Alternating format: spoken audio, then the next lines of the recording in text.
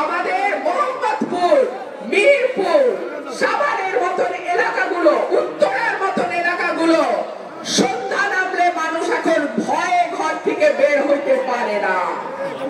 একটা নির্বাচিত সরকার যখন থাকে তখন প্রশাসন এবং পুলিশ তারা অনেক বেশি শৃঙ্খলাবদ্ধ থাকে।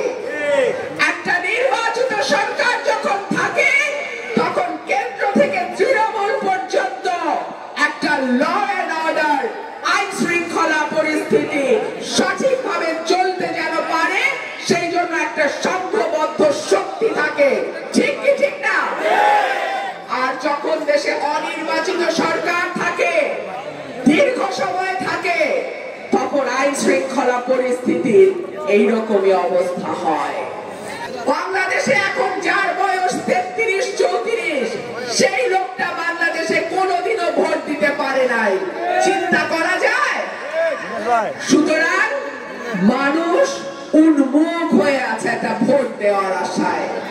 মানুষ অপেক্ষা করে আছে নির্বাচন কবে হবে, তারা তাদের পছন্দের প্রার্থীকে ভোট দেবে, তাই না?